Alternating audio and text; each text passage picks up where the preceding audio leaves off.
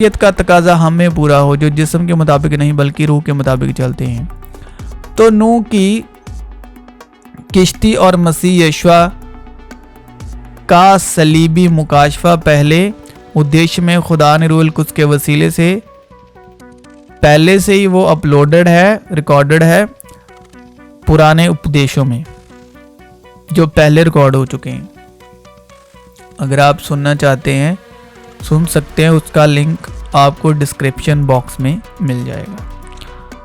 और देख, मैं खुद ज़मीन पर पानी का तूफान लाने वाला हूँ ताकि हर बशर को जिसमें ज़िंदगी का दम है दुनिया से हलाक कर डालूँ और सब जो ज़मीन पर हैं मर जाएंगे।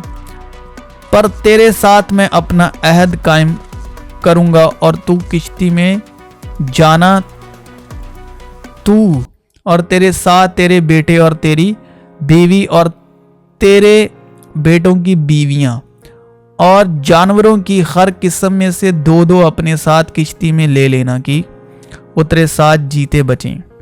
वो नर और मादा हों और परिंदों की हर किस्म में से और चरंदों की हर किस्म में से और ज़मीन के रेंगने वालों की हर किस्म में से दो दो तेरे पास आए ताकि वो जीते बचें। और तू हर तरह के खाने की चीज़ लेकर अपने पास जमा कर लेना क्योंकि यही तेरे और उनके खाने को होगा। और नूह ने यूं ही किया जैसा खुदा ने उसे हुक्म दिया था, वैसा ही अमल किया। फिर खुदा ने नूह को और कुल जानदारों और कुल चौपाओं को जो उसके साथ किश्ती में थे याद किया। और खुदा ने ज़मीन पर हवा चलाई और पानी रुक गया। और समुंदर के ये 40 दिन और 40 रात मींह बरसने के बाद और समुंदर के सोते और आसमान के दरीचे बंद किए गए और आसमान से जो बारिश हो रही थी थम गई और पानी ज़मीन पर से घटते घटते 150 दिन के बाद कम हुआ। और 7वें महीने की 17वीं तारीख को यानी 17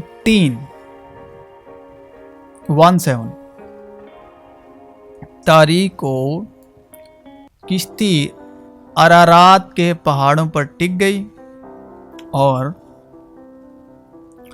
पानी 10वें महीने तक बराबर घटता रहा। और 10वें महीने की पहली तारीख को पहाड़ों की चोटियां नजर आईं। और 40 दिन के बाद यूं हुआ कि नूह ने किश्ती की खिड़की जो उसने बनाई थी खोली और उसने एक कव्वे को उड़ा दिया। सो वो निकला और जब तक कि ज़मीन पर से पानी सूख ना गया इधर उधर फिरता रहा।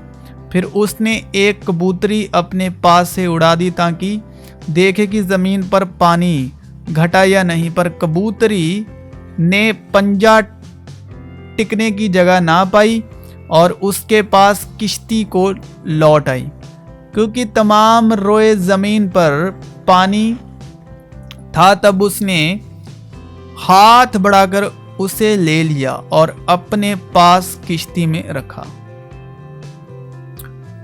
तो यही निशान हमें पैदाइश में